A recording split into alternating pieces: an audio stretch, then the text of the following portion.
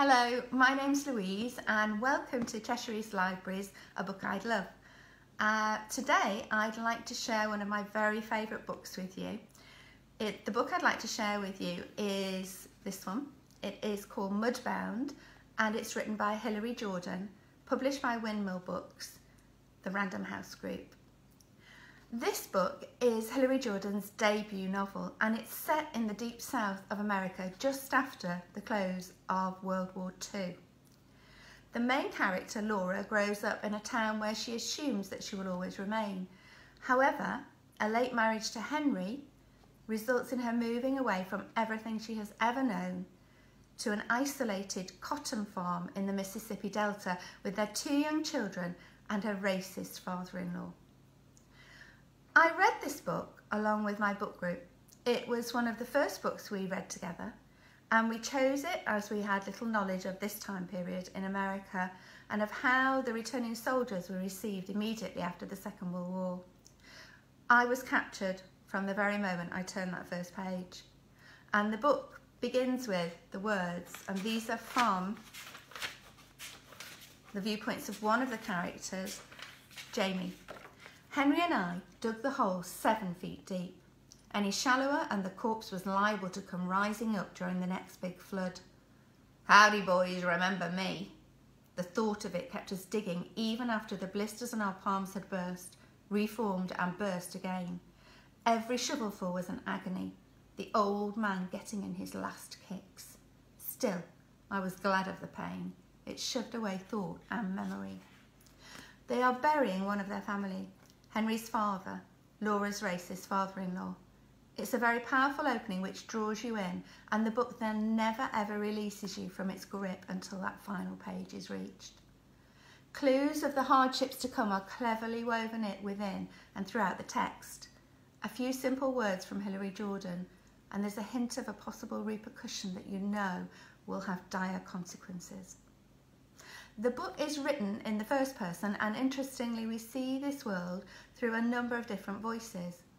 Laura's, the main character, Jamie's, Henry's younger brother, Haps, a worker of Henry's land whose descendants were enslaved, his wife Florence and their son Ronsal's, a soldier returning from the war in Europe where things were very different.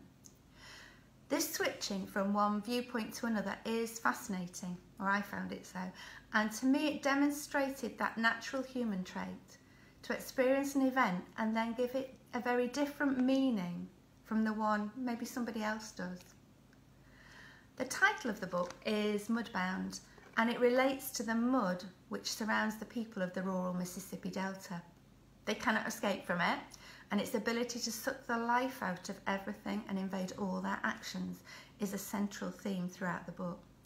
It is a catalyst for many of the tragedies.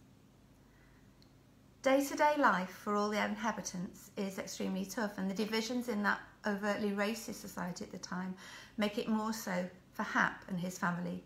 The son Ronsal, having fought in Europe in the war, can see that the norms he accepted as a child are not ones he can now live with. And the reader bonds with him and hopes against hope that he can, with the support of the more enlightened within the community, break free of its constraints. The strength of Laura and Florence, 2 women brought together by circumstance, and their support of one another in many ways, gives the reader hope that humanity can rise above and shine.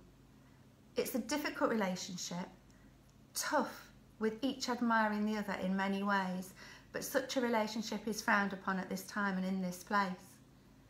This is a tragic book with many shocking events, but is also, I feel, a book of hope, where terrible thoughts and deeds are fought and resilience abounds in the characters. They have no choice, they cannot cave in. Hilary Jordan is a brilliant writer. A few words from her conjures up the most amazing images and feelings in the reader. She manipulates language to great effect. At times it almost seems like poetry, and her use of literary language is masterly. She writes in an accessible, unpretentious way, which hooked me in and transported me to another time and place, a shocking place at that. The book created a great deal of discussion in our group about past and present society. It was exhausting emotionally to read at times. It's a compellingly important tale about humanity's treatment of one another, and I will not forget it. I know that it will remain on my bookshelf and be recommended to readers time and time again. Thank you for listening today to A Book I Love with Cheshire East Libraries. Please comment and let me know your thoughts, and keep safe.